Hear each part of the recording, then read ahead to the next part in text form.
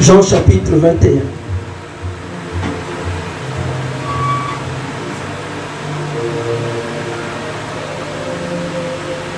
Je lis le premier verset et nous allons développer la suite. Après cela, Jésus se montra encore aux disciples sur les bords de la mer de Tibériade. Dans d'autres versions, il est dit sur les bords du lac de Tibériade. Et voici de quelle manière il se montra. Je reprends. Après cela, Jésus se montra encore aux disciples sur les bords de la mer de Tibériade. Et voici de quelle manière il se montra. Amen. Est-ce que nous pouvons acclamer pour la parole de Dieu?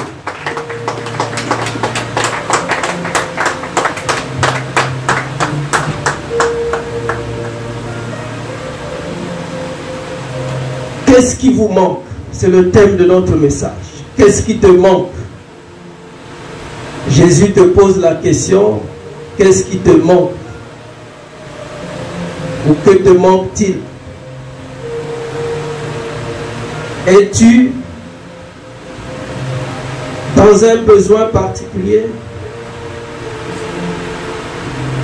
As-tu besoin du travail? As-tu besoin du mariage? As-tu besoin des enfants? Il te pose beaucoup de questions. Nous pouvons nous asseoir.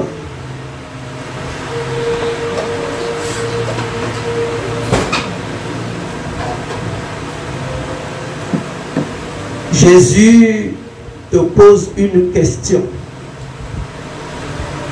Parce qu'il a posé la même question à ses disciples, mais de plusieurs manières. Ou d'une autre manière. Donc aujourd'hui, la question nous est posée. Oui, il nous pose la question. Ok? En fonction de notre situation. En fonction de ce que tu vis. Jésus te pose la question. À moi, il me pose une question ou des questions en fonction de mes besoins.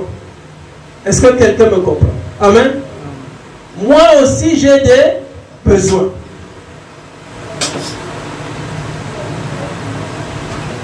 Mon premier besoin, et c'est la question que Jésus me pose. Ça, c'est à moi qui me la pose. As-tu besoin d'une église construite? Je dis oui. Et il va me dire ce que je dois faire. Je dis oui. Quand Jésus te demande, que veux-tu que je te fasse? Il a dit à l'aveugle aussi. Amen. Il savait que Bartimée était aveugle. Mais il lui a quand même posé la question. Jésus qui était Dieu mais qui était aussi homme a vu Bartimée aveugle. Le fils de Timée, aveugle. Mais il lui pose quand même la question. Jésus se moque de nous ou quoi? S'est-il moqué de Bartimée ou quoi? C'est comme quelqu'un que tu visites, il est malade. Tu lui demandes, que veux-tu que Dieu te donne ou fasse pour toi? Moi, je dis, oh, papa ne sait pas que je suis malade. Je cherche la guérison. C'est de telles questions que Jésus pose. Donc ce matin, Dieu sait où se trouve ton besoin. Amen. Chacun de nous a un besoin particulier. Chacun de nous est à la quête de quelque chose. Ce que moi je veux que Dieu fasse pour moi, c'est peut-être pas ce que toi tu veux qu'il fasse pour toi. Est-ce que quelqu'un me comprend? Amen. Et c'est la question que le Seigneur te pose. Parce qu'il te trouve quelque part et dans une situation donnée. Voilà pourquoi il te pose cette question. Donc il y a plusieurs questions que le Seigneur nous pose ce matin. Chacun selon ses besoins, selon la situation qu'il est en train de vivre.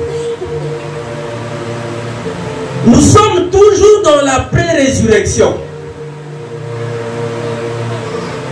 Peut-être que tu as déjà lu ces passages, tu as déjà entendu parler de ça, on t'a déjà prêché, mais ce matin, par la grâce de Dieu, il faut que tu pries pour que tu entendes autre chose.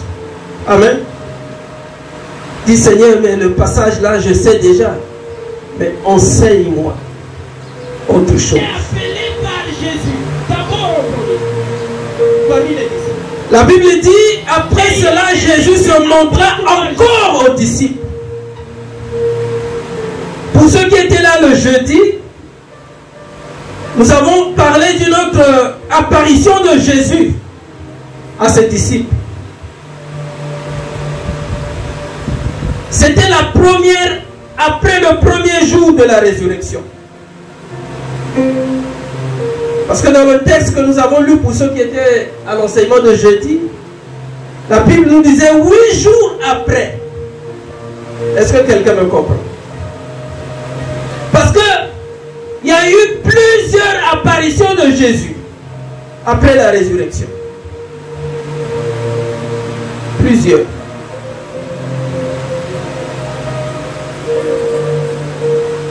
Cette apparition-là, elle est un peu spéciale, celle que nous sommes en train de voir ce matin.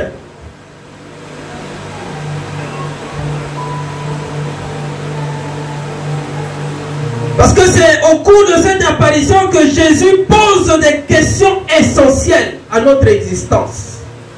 Amen.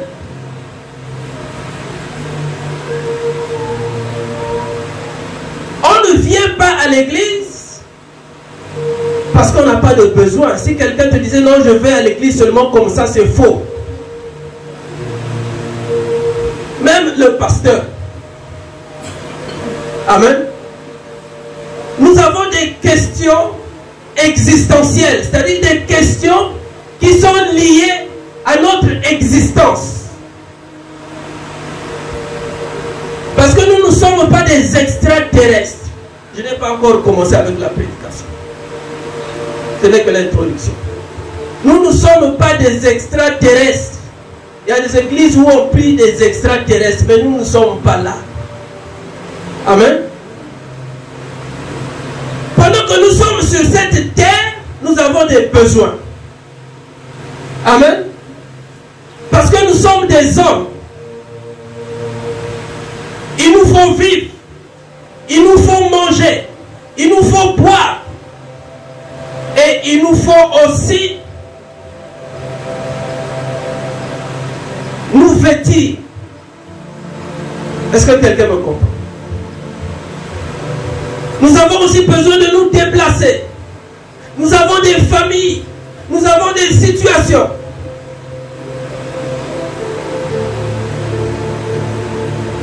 Ce que les autres vivent dans le monde, les païens, nous le vivons aussi.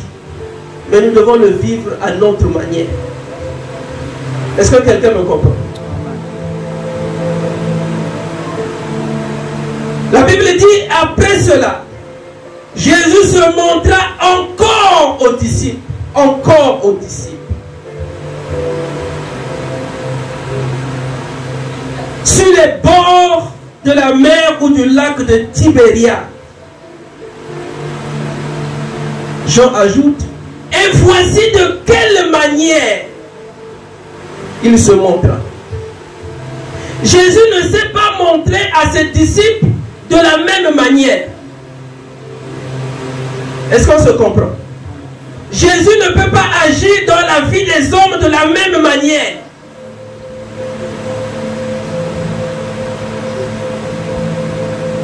Tel qu'il agit dans ma vie, ok. Ce n'est pas tel qu'il agit dans la vie même de maman. Mais je vais dire, oh, mais pourquoi le pasteur dit ça? Je dis oui. Jean qui a vécu ces choses, dit voici de quelle manière. S'il a dit, c'est parce que là c'était une autre manière.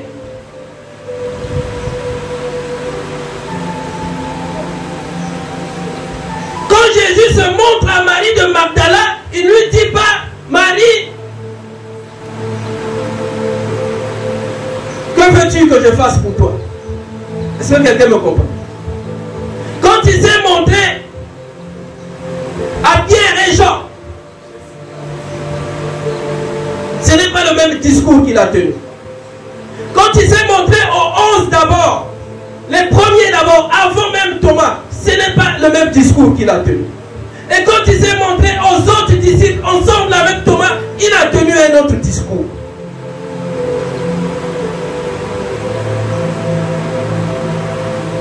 Donc tu ne dois pas te comparer à ton frère ou à ta soeur. Amen. Vous pouvez avoir la même situation, vous pouvez traverser la même épreuve, mais la solution ne va pas venir de la même manière. Est-ce que quelqu'un me comprend?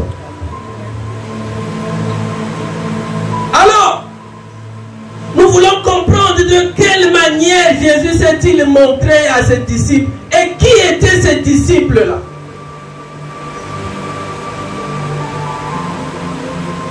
Est-ce que vous savez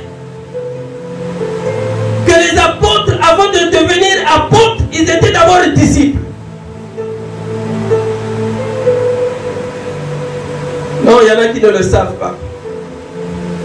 Les apôtres, avant qu'ils ne soient choisis par Jésus comme apôtres, ils étaient d'abord disciples.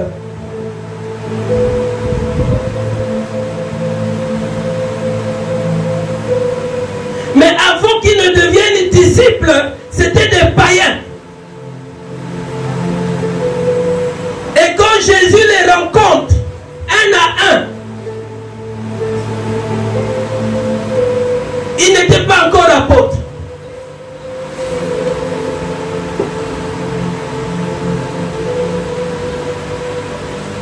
Le hasard n'étant pas de Dieu. Le premier qu'il rencontre, c'est Simon. Simon Pierre. Après Simon, il a rencontré André, frère de Pierre, ou Simon Pierre. Est-ce que quelqu'un me comprend? Après Pierre et André, il a rencontré les fils de Zébédée. Les fils de Zébédée, Jacques et Jean, deux frères. Mais où les a-t-il rencontrés? Toi qui ne viens jamais aux enseignements de jeudi, aujourd'hui c'est un enseignement que tu vas recevoir. Où les a-t-il rencontrés?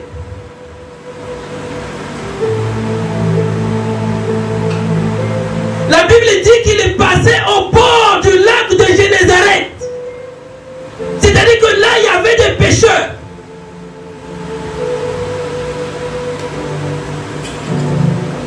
Je suis dans ma prédication. Vous ne pouvez pas dire, oh, mais on se perd là, non. Parce que la Bible dit, voici de quelle manière il se montra à ses disciples. Et les disciples, on commence à citer les disciples. Simon Pierre, Thomas, appelé Didyme, Nathanaël de Cana en Galilée, les fils de Zébédée et les deux autres disciples de Jésus. Au total 7. Amen. Ce jour-là, il n'a rencontré que 7. Il s'est montré seulement aux 7. Donc il peut arriver que dans la vie, pendant que nous traversons des moments difficiles, nous pouvons être en groupe, même dans une même famille. Dieu n'est pas obligé de se montrer à toute la famille. Est-ce que quelqu'un me comprend?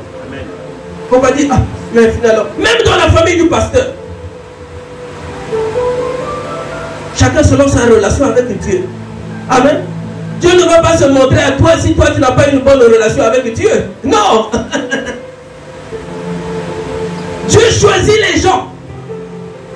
Et pour chaque personne qu'il choisit, pour chaque apparition, pour chaque miracle, pour toute chose qu'il fait dans la vie d'une personne, derrière, il a un plan. Si Dieu n'a pas de plan avec toi, il ne va rien faire. Parce qu'il sait qu'il va perdre son temps avec toi.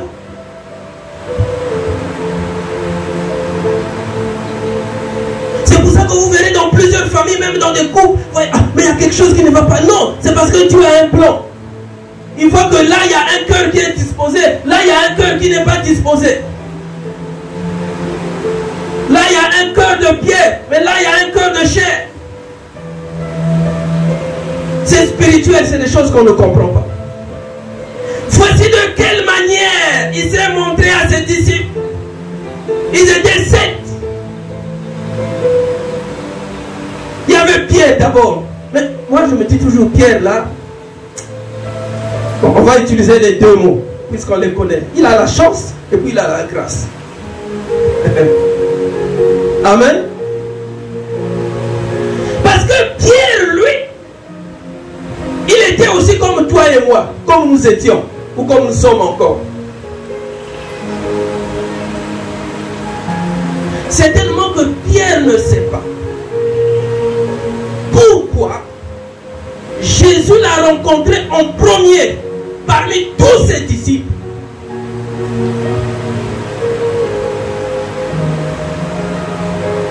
Il a rencontré 4 pécheurs.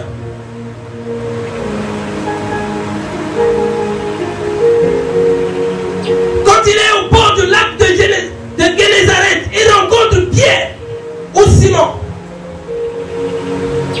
Ensuite, il rencontre André, frère de Simon ou de Pierre. À chacun, il dit, viens et suis-moi. Ils étaient en train de pécher.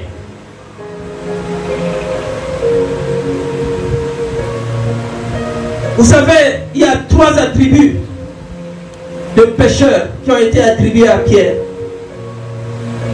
Ou 3 qualificatifs. Le premier attribut ou qualificatif, c'est que Pierre, c'est un pêcheur. C'est-à-dire qu'il pêche les poissons. Amen. Le deuxième attribut, c'est que Pierre, c'est un pêcheur. C'est-à-dire qu'il pêche. Il est dans le péché. Et le troisième attribut, c'est celui que Jésus lui a donné. Ok? Parce que Jésus est resté dans le travail de Pierre. Tu es pêcheur. Tu vis de la pêche. Mais tu es aussi pêcheur. Tu es dans le monde. Ok? Mais moi je te donne une autre expertise qu'on n'a jamais reçue, que tu n'as jamais reçue dans le monde. Je ferai de toi pêcheur d'hommes. Est-ce que quelqu'un me comprend? Il a fait pour Pierre. Mais et pourtant, quand il les rencontre, il rencontre aussi André, frère de Pierre. Ils étaient en train de pécher.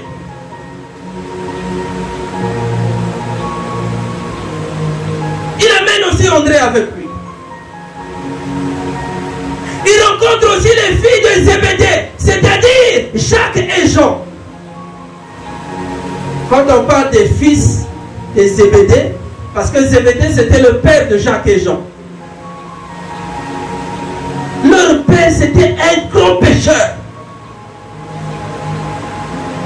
Quand vous allez à la mer là-bas, c'est-à-dire qu'il y a des hommes, il y a des pêcheurs qui sont connus, qui ont même construit des maisons, qui sont devenus des grands commerçants, des pêcheurs. Amen. Mais ils ont deux attributs. Pêcheurs de poissons, pêcheurs de péchés aussi. Amen. Ils n'ont pas le troisième qualificatif que Pierre a obtenu de Jésus, pêcheur d'hommes. Est-ce que quelqu'un me comprend? Donc ces personnes-là ont vécu une vie particulière avec Jésus.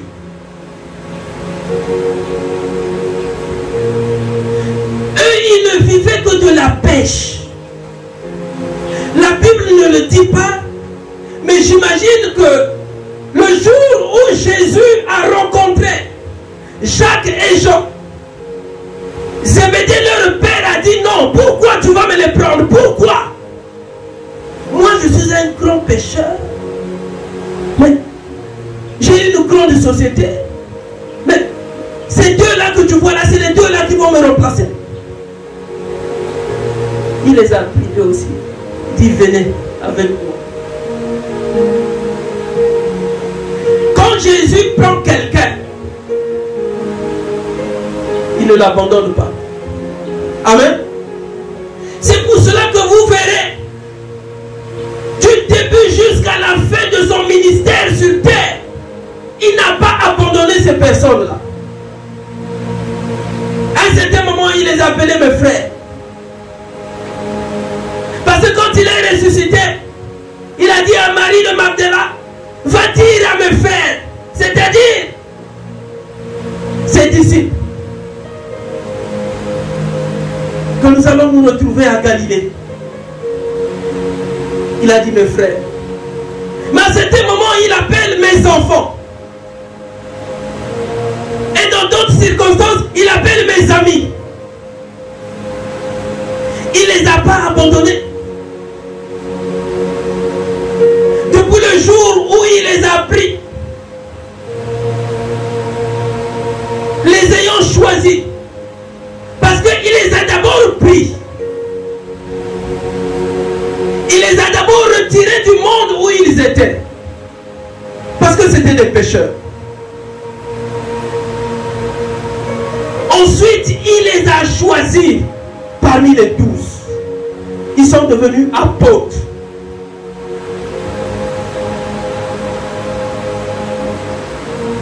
Il les a suivis. Il les a enseignés. Il les a traités parfois durement. Durement. Parfois, ils ne savaient pas comment prier.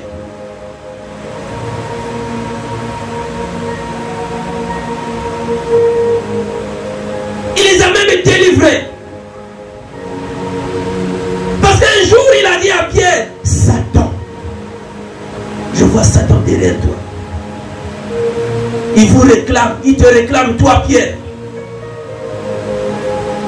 Mais chez nous, quand on dit, non, si tu es devenu même pasteur, tu ne peux plus être attaqué par le sorcier ou le diable. C'est faux. Qui vous a dit ça? Vous croyez que le pape, là où il est, il ne voit pas la mort? Hein? Vous croyez que les pasteurs n'ont jamais eu faim, qui n'ont jamais vu la mort, qui n'ont jamais vu les épreuves difficiles arriver dans leur vie? Vous le croyez? Non.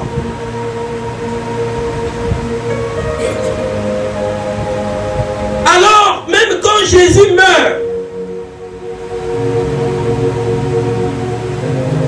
et pourtant il les a préparés.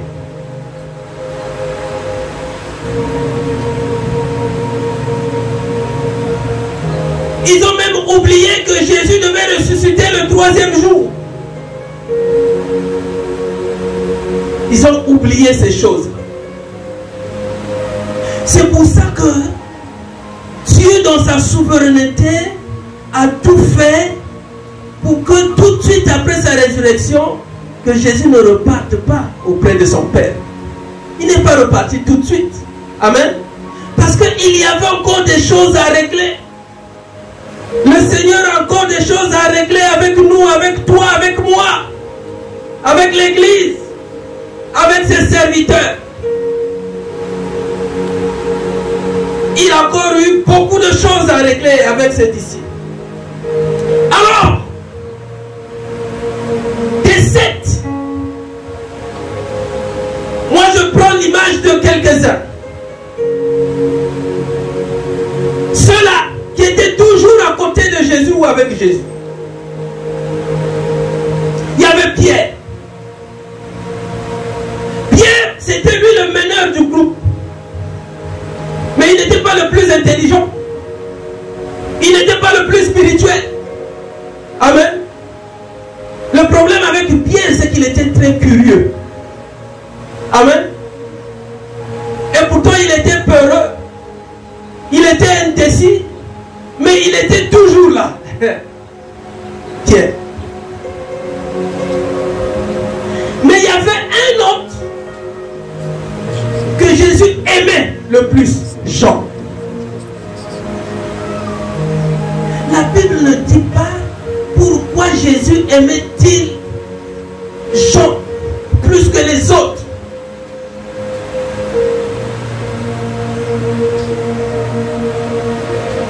Ne te pose jamais la question de savoir, même parmi les enfants, pourquoi le père ou la mère aime-t-il ou tel enfant plus que tel autre. Il ne faut pas voir la discrimination. C'est biblique. Est-ce que quelqu'un me comprend? Toi tu vois, non, il aime plus tel enfant, donc moi je ne peux pas avoir. Non, c'est peut-être parce qu'il a plus de travail à faire avec cet enfant-là. Amen. Amen. Il ne peut pas te dire réellement qu'est-ce qu'il ressent. C'est comme une mère. Peut-être qu'elle a plus souffert avec cet enfant-là. Vous savez, porter un enfant dans son ventre pendant 9 mois. Même 1 mois. Quand la femme est enceinte, même d'1 mois. Parfois, elle vomit. Eh oui, 9 mois. Quand vous voyez une maman s'agiter pour un enfant, tout ça, vous ne savez pas pourquoi. Il n'y a que elle qui sait. Amen. Vous avez beau lui dire non, ne fais pas ça, dit non, c'est mon enfant. Oh, mais ton enfant fait ceci, non, c'est mon enfant. Un père aussi le fait. Ah non, pourquoi il est attaché à tel enfant? Pourquoi il est attaché? Il connaît. Parfois il y a une histoire entre elle et cet enfant-là. Une histoire que nous ne connaissons pas. C'est ça le problème. Mais pourtant ils étaient 12 apôtres. Au départ ils étaient plusieurs disciples. Pourquoi alors Dieu le Père dit à son fils, retire-toi, viens dans ma présence. Et au sortir de la réunion que nous allons avoir, une réunion qui a duré toute la nuit avec son Père, il lui communique 12 noms. Mais les autres disciples, pourquoi Jésus ne les avait-il pas choisis? C'est ce qui arrive aussi même à l'église. Parfois nous nous plaignons, pourquoi le pasteur est-il attaché à tel frère, pourquoi à telle soeur? Mais vous ne savez pas ce que Dieu veut. Amen. Être attaché à tel frère ou à telle soeur ne veut pas dire qu'abandonner les autres. Non, c'est pas ça que ça veut dire. Il y a parfois les dispositions du cœur. Ton cœur est-il disposé à être à côté du pasteur? Ton cœur est-il disposé à obéir au pasteur? Ton cœur est-il disposé, même dans les moments les plus difficiles, à toujours répondre présent? Est-ce que ton cœur est-il disposé? Oh. Donc les 7 n'avaient pas été pris au hasard. Mais parmi les 7, il y avait aussi Thomas. Vous savez que Thomas a eu une histoire particulière avec Jésus. Amen. Et pour ceux qui étaient là jeudi, Thomas, ce monsieur-là, qui ne raisonne que par le doute, parce que tant qu'il n'a pas vu, il ne peut pas croire. Mais le jour où Jésus se montre à ses disciples, ils sont dans la salle, ils s'adressent à Thomas. Il dit Thomas, avance. Non seulement ton doigt, mais ta main. Touche mon côté là. Tu te souviens? Ce côté là qui avait été percé. Les mains là, est-ce que tu les vois? Ah, Thomas. Parce que tu m'as vu, tu as cru. Toi, Thomas, j'ai un problème avec toi. Tu dois croire. Amen. Parce que tu ne crois pas. Donc à chaque fois que Thomas se retrouve dans le sillage de Jésus, c'est parce que Jésus veut lui faire passer un enseignement. Et ce jour-là, il était là aussi. C'est vrai qu'avant, 8 jours après, Thomas a reconnu que Jésus était son Seigneur et son Dieu pour la première fois. Jésus s'est dit non, tu l'as dit seulement parce que tu m'as vu. Attends, tu vas encore me voir. C'est comme ça que Dieu fait avec les incrédules. Dieu t'appelle, il crée une circonstance pour que tu crois, tu ne veux pas croire. Mais il va utiliser une deuxième circonstance pour que tu crois davantage.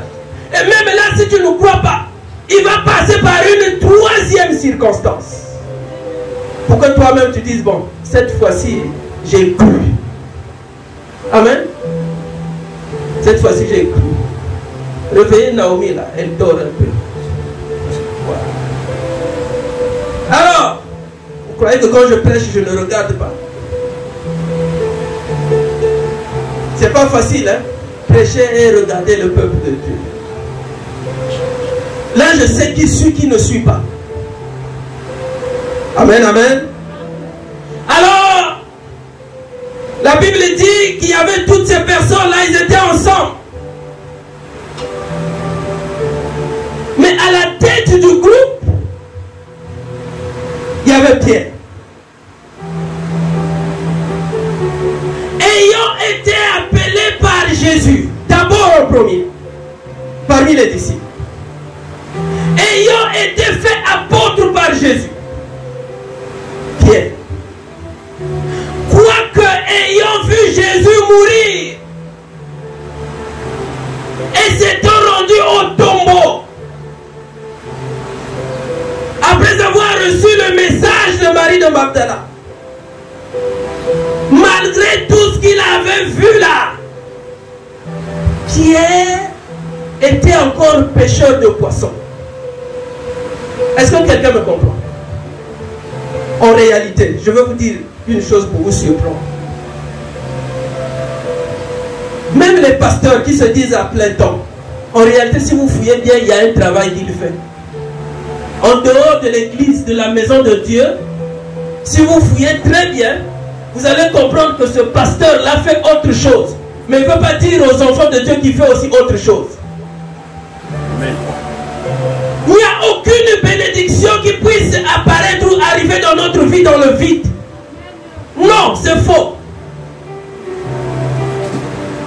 Si vous fouillez très bien, vous allez voir que tous ces pasteurs-là, ou c'est des hommes d'affaires, on lui offre une voiture, ils font la voiture. Parfois, si vous fouillez bien, il a des taxis, il a des bus. Mais il ne dit pas aux enfants de Dieu qu'il fait le commerce. Ah non, vous savez que votre pasteur ne fait rien, il faut l'assister, il faut faire ceci. Mais c'est un commerçant. C'est pour ça que c'est mieux, si tu veux devenir pasteur, si tu travailles, garde ton travail. Amen. Pour ne pas que les gens te soupçonnent. Pour ne pas que les gens me disent trop sur toi. Parce que, le pasteur, comment il a fait pour avoir l'argent? Non, on dit, mais là, donc c'est ça. On va commencer par, tu changes de tenue. Mais s'il n'y avait pas notre argent. C'est pour ça que si tu as un travail, garde ton travail. Amen. Garde ton travail, c'est aussi un appel. Moi, c'est ça mon appel. Et si tu veux travailler à mes côtés là, tu dois travailler aussi dans le monde. Amen. Si tu veux travailler à l'église, tu dois être à l'église du matin jusqu'au soir pour que l'église te paye. Est-ce que quelqu'un me comprend? Là, ça devient un travail. Amen. C'est-à-dire que l'église est ton bureau. Tu n'as pas un nom, le pasteur, non, c'est ton bureau. Tu pointes tes heures comme tu les pointes là où tu travailles. Amen. Tu reçois n'importe quelle personne qui vient te voir.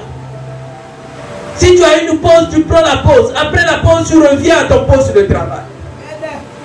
Et là, l'église va te payer. L'église va te payer. Si moi je travaille comme ça, c'est l'église qui allait me payer. Ah oui. C'est l'église qui allait me payer. Mais moi, je ne travaille pas comme ça. Amen. Donc, Pierre, apôtre. Je dis là, il est apôtre. Amen. Je dis, Pierre, là, il est déjà apôtre. Quand Jésus se montre à eux là, là, dans Jean 21, Pierre a déjà marché avec Jésus. Il a déjà fait de lui apôtre. Comme les André, les Jacques et les Jean. Comme les Nathanaël. Tous, ils sont déjà apôtres. Mais ils n'ont pas oublié ce qu'ils faisaient. Amen. C'est pour ça qu'un jour, quand Pierre se lève, il dit non, je vais à la pêche. Oh, mais toi on a fait de toi pêcheur d'homme, tu vas à quelle pêche? Il dit non, non, non. Moi je n'ai pas abandonné mon travail. Pierre n'avait jamais abandonné son travail. Jamais. Ah oui. Les gens vont me dire, oh, mais pasteur, tu as trouvé ça où? Revenons à notre texte de base. Verset 3. Simon-Pierre leur dit, je vais pêcher. C'est ce que mon père m'a appris. C'est ce que mes parents m'ont appris. Je sers le Seigneur. Amen. Mais je n'oublie pas que je dois travailler. Amen. Parce que j'ai une famille. Parce que j'ai des charges. C'est important.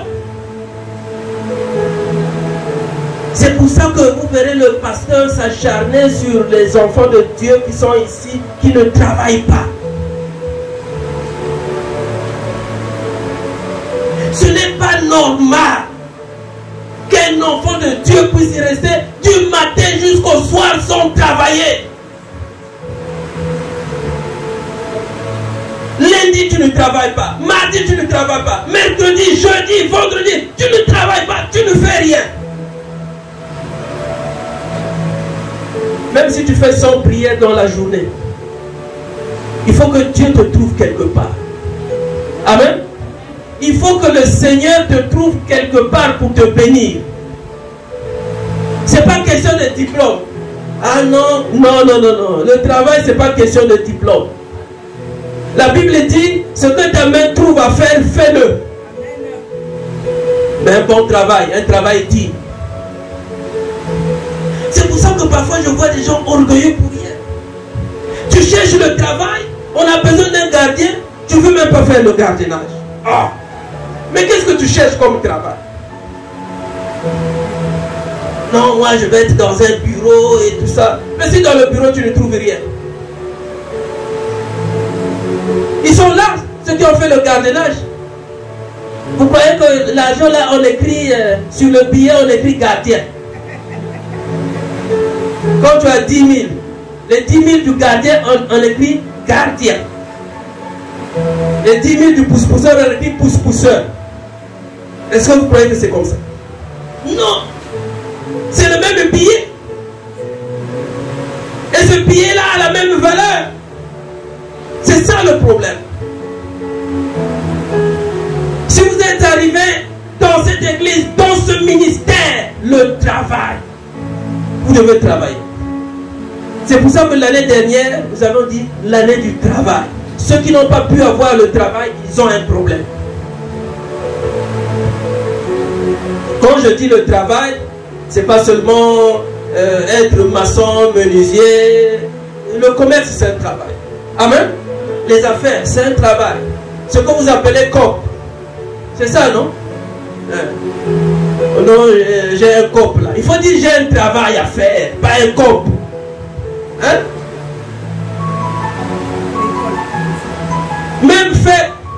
Même être démarcheur, c'est un travail. Il ne faut pas avoir honte. Parce que tu travailles, tu transpires, tu mets en contact des personnes. Tu aides quelqu'un à acquérir un terrain, à acquérir quelque chose, et tu dois gagner ta vie avec ça. C'est ton travail. Il faut que Dieu te trouve là. Si tu veux que Dieu te bénisse, il doit te trouver là dans ce que tu fais. Non.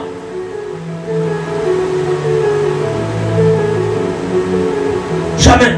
Si vous allez dans une église, non, je priais, j'ai seulement ouvert les mains, l'argent est tombé. Non. Il n'y a que deux manières par lesquelles nous pouvons gagner de l'argent. Un, par l'argent. Amen. C'est-à-dire que nous avons déjà l'argent. Ok? Mais par le travail aussi. Et surtout. Amen. Parce que celui qui a l'argent, à partir de cet argent-là, il peut encore en avoir. Celui qui n'en a pas, il faut qu'il fasse quelque chose.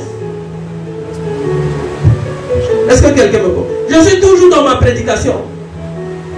Je dis, Pierre va dire aux autres, je vais pécher.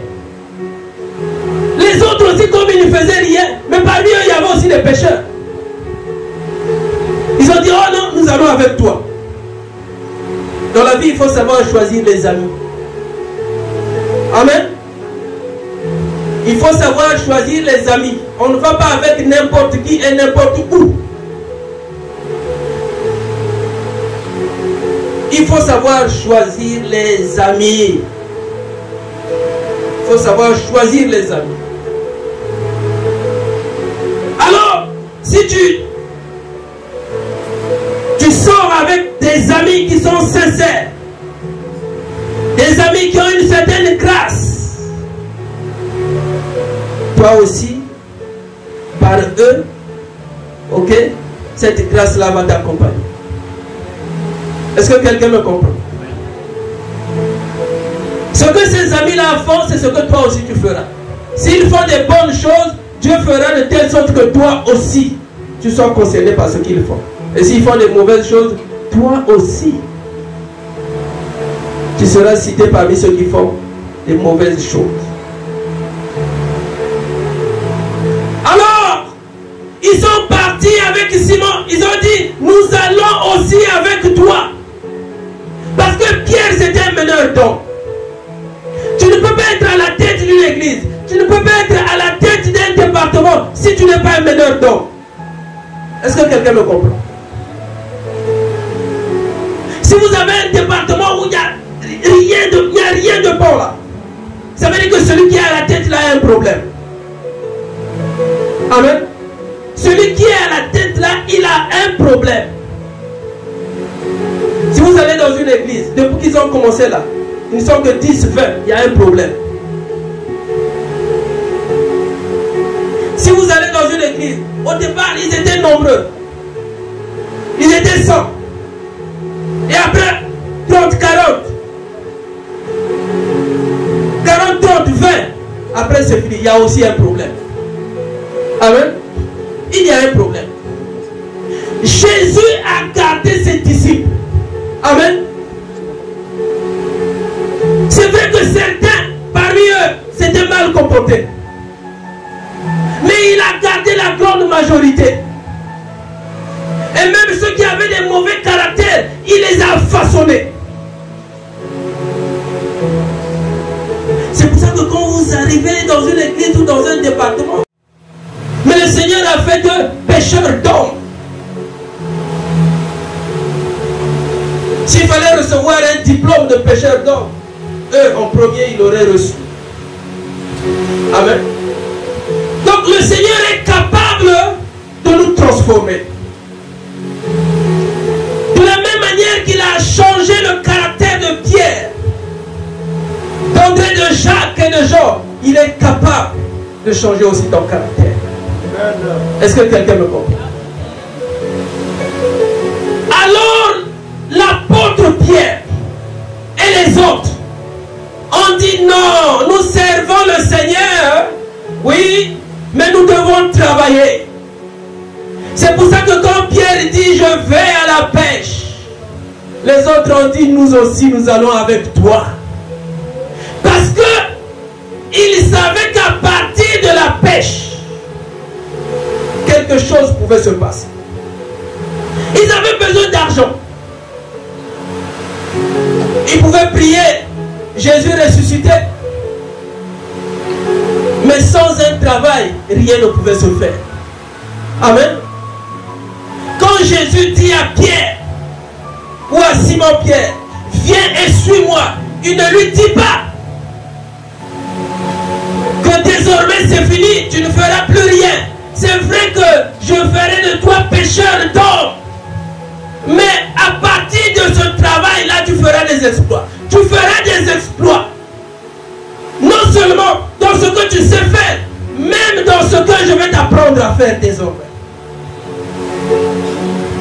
Est-ce que quelqu'un me comprend? C'est pour ça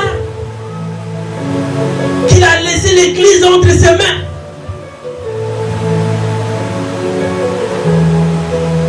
Parce que quand tu lui laisses la charge de l'église, il n'est pas encore mort. Est-ce que quelqu'un me comprend?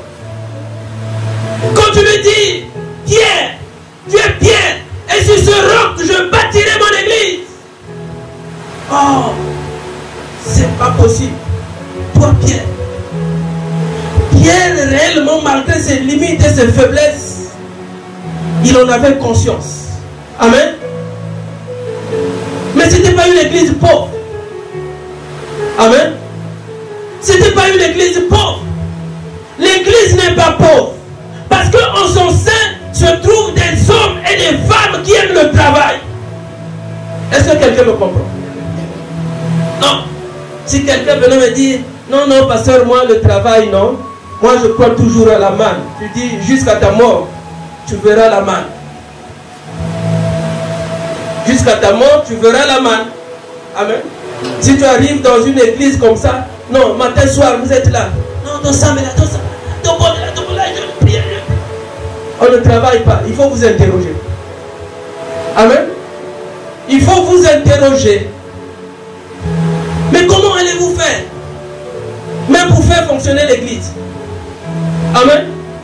Comment allez-vous faire pour vous occuper des veuves et des orphelins? Ah, comment allez-vous faire? Il faut travailler.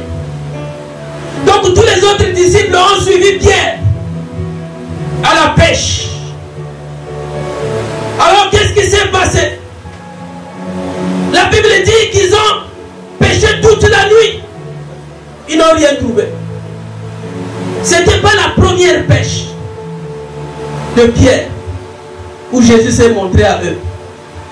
C'est différent de la pêche miraculeuse. Est-ce que quelqu'un me comprend? Ça, c'était une autre pêche. Ça, c'était la pêche après la résurrection. Est-ce que quelqu'un me comprend? Donc,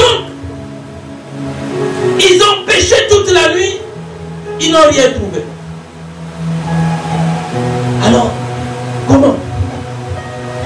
Tu travailles depuis que tu travailles. Quand les gens voient ta vie, ils disent que rien n'a changé dans ta vie. Tu es resté le même. Alors que tu travailles. Alors que tu gagnes de l'argent. C'est pour ça que vous verrez des gens, il a beaucoup travaillé, mais c'est comme s'il n'a jamais travaillé dans ça. Il y a un problème. C'est comme un enfant, on te voit à l'école, tu as fait la 6e, la 5e, tu as commencé par l'école primaire, le collège, tu arrives en terminale, le prof t'évalue, mais c'est comme si tu n'as jamais été à l'école. Il y a un problème. Il y a un problème. Donc Pierre et les autres avaient toutes les techniques de pêche. Est-ce que quelqu'un me comprend? C'était des pêcheurs. Je vous ai dit ici que Jésus les a rencontrés alors qu'ils étaient en train de pêcher. Pierre et André, son frère, c'était des pêcheurs. Jacques et Jean, eux aussi c'était des pêcheurs. Parce que leur père Zébédée c'était un grand pêcheur. Donc ça Ça veut dire qu'il connaissait toutes les techniques qu'on utilise en pêche. Amen. Toutes les techniques. Est-ce qu'ils étaient des ingénieurs? Est-ce qu'ils étaient des techniciens? Est-ce qu'ils avaient des spécialités pour la pêche en mer, la pêche dans les lacs, la pêche dans les fleuves? Mais ils connaissaient l'eau, ils connaissaient les poissons. Est-ce que quelqu'un me comprend? Toute la nuit, ils ont pêché. Mais la Bible dit qu'ils n'ont rien trouvé. Toute la nuit. Toute la nuit. Et c'est ce moment-là que Jésus choisit pour se montrer à eux. Est-ce que quelqu'un me comprend? C'est ce moment-là qu'il choisit pour se montrer à eux. Et ils ne l'ont pas reconnu. Le Seigneur choisit toujours le moment où on est vraiment dans le besoin. Lorsqu'on a tout fait, on n'a rien trouvé. On a cherché la solution. On est toujours en train de se poser des questions. C'est en ce moment-là que le Seigneur arrive. Est-ce que quelqu'un me comprend? C'est en ce moment-là qu'il arrive. Alors que les autres étaient là, on s'était tellement en train de dire, ah, Papa Pierre. C'est pas notre Papa Pierre. Là, c'est le Pierre, le pécheur. Il dit, oh, toi tu es spécialiste, tu nous as amenés ici toute la nuit. On n'a rien trouvé, c'est quoi? Non, vous savez, bon, la mer parfois, bon, c'est des choses qui arrivent. Ou non, les filets avaient des problèmes. Donc, mais demain nous reviendrons. C'est sûr que nous aurons des poissons. Toute la nuit, il y a des gens qui ont tout. Il y a aussi des femmes. Tu as tout. Tu as toute la beauté du monde. Tout. Mais tu ne te maries pas. Il faut que tu te poses des questions. Tu as tout ce qu'il faut. Le mariage ne vient pas. Pourquoi? Il y a aussi des frères et des sœurs. Tu parles bien français. Parfois tu connais très bien la Bible. Mais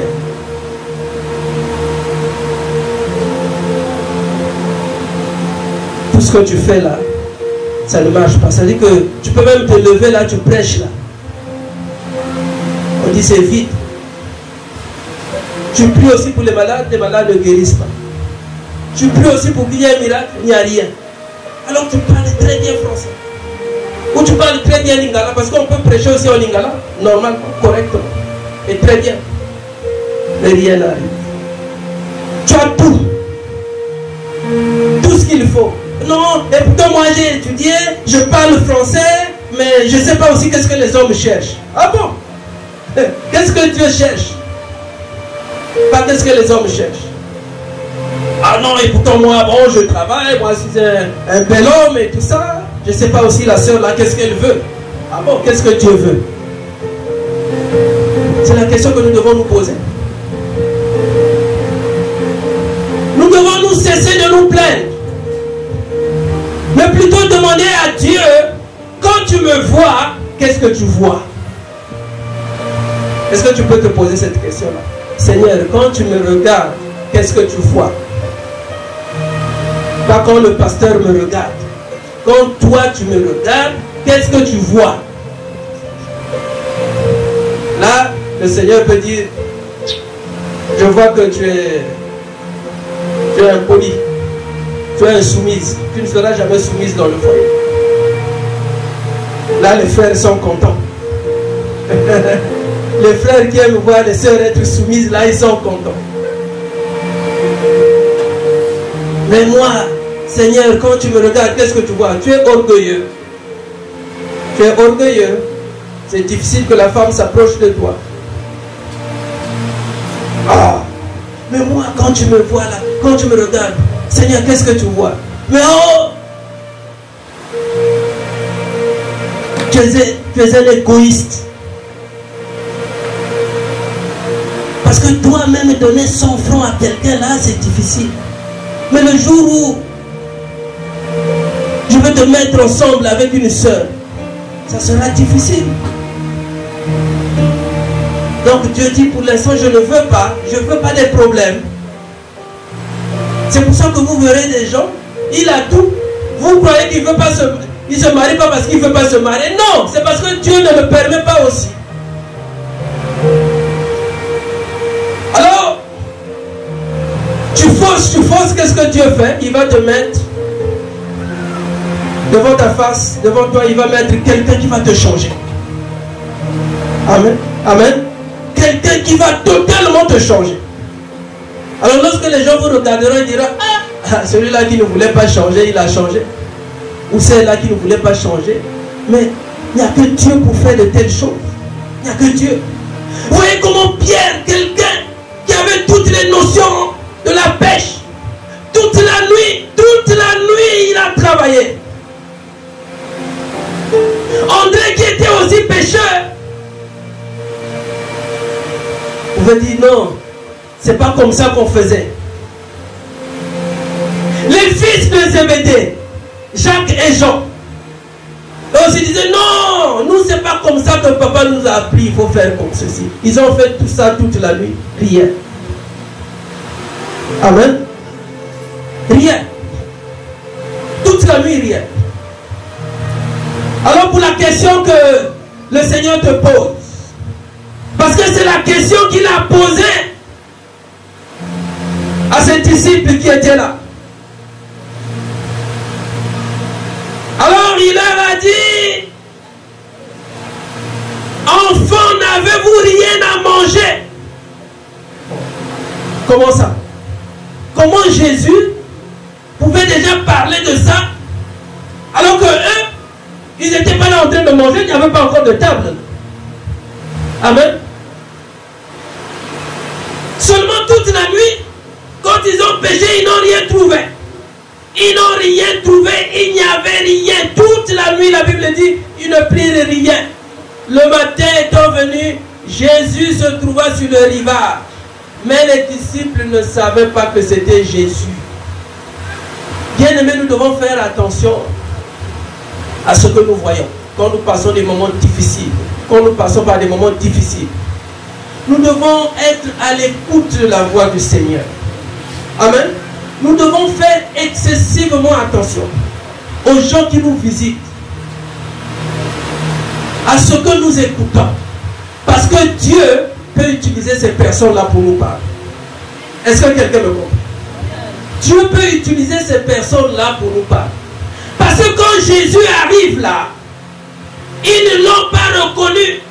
La seule personne qu'il a reconnue, c'est Jean. Est-ce que quelqu'un me comprend? C'est Jean.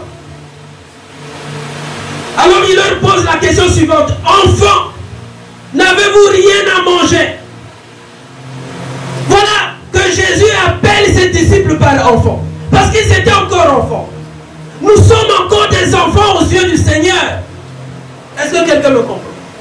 Nous sommes encore ses enfants. Et lui, il est notre Père. Nous sommes encore des enfants. Mais les enfants obéissants ou pas? Parce que c'est ça le problème. Un enfant doit être obéissant à ses parents. Un enfant. Quand on te dit enfant, amen. Un enfant ne peut pas hausser le dos devant son père, devant sa mère. Non.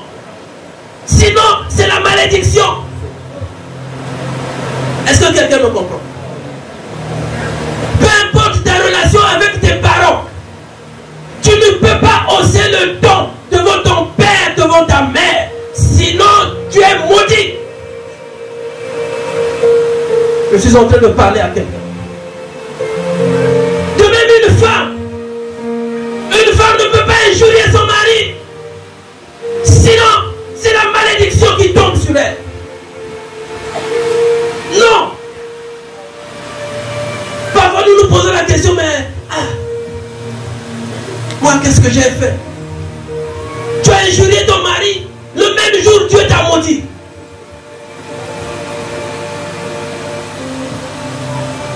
De même tu as injurié ta femme, Dieu te maudit aussi.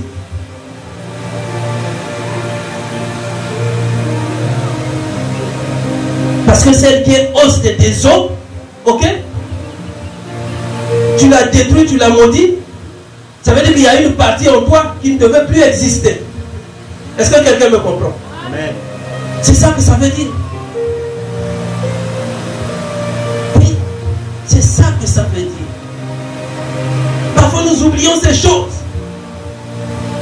Nous qui sommes enfants, parce que nous sommes nombreux ici les enfants. Tu ne peux pas dire à ton père, à ta mère, allez quitte là. Tu ne peux pas le faire. À l'époque où nos mamans parlaient là, ah, ce qui nga motona potayo, ce qui ont goûté nali pour mon anga, tu vas dire sans effet. Ça peut avoir de l'effet. Oui, nous c'est comme ça les enfants de Dieu, sans effet. Ah bon? Celui par qui tu es arrivé au monde, tu l'as rejeté, tu l'as dénigré. Et puis quand il parle, tu dis sans effet. C'est grave. C'est grave. C'est grave. Ah, il faut être un peu reconnaissant. Ton père, ta mère, ou ton oncle, celui qui a souffert pour toi. C'est pour ça que quand Jésus, il arrive, il les appelle par mes enfants. Parce que c'était ses enfants à lui. Il les a façonnés. Il les a pris là où ils étaient. Il a fait d'eux ses enfants. Mais des enfants obéissants. C'est vrai que parmi eux, il y avait des têtus, il y avait des rebelles. Mais il les a supportés.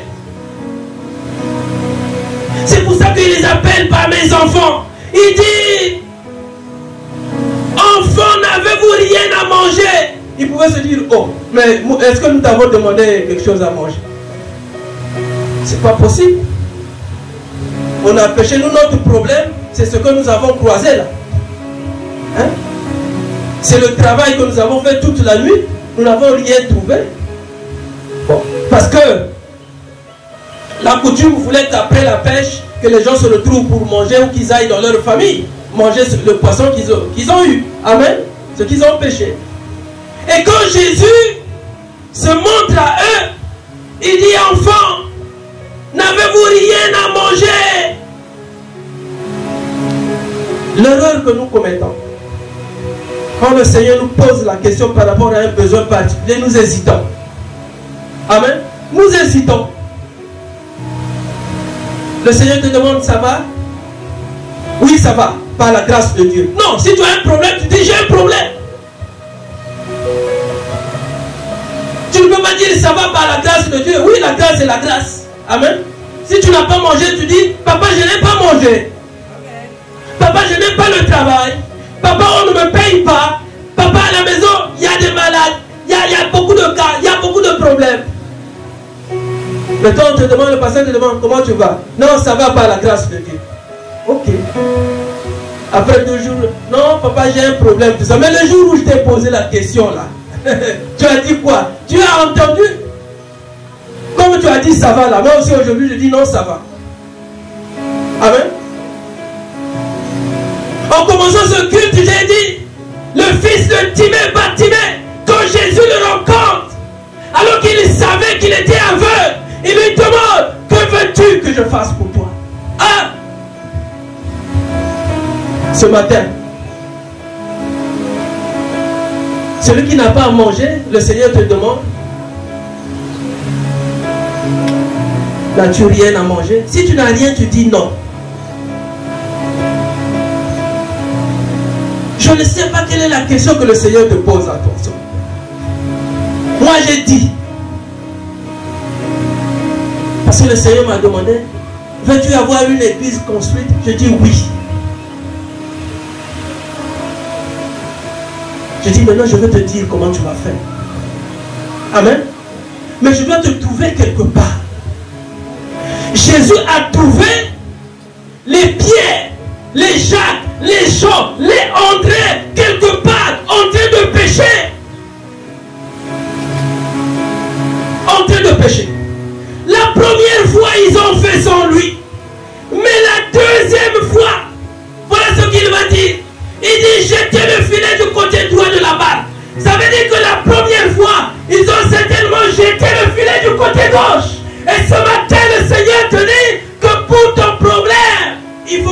vois ceci, tu dois jeter. Du côté droit, puis du côté gauche. Il faut que tu regardes maintenant d'un autre côté. Amen.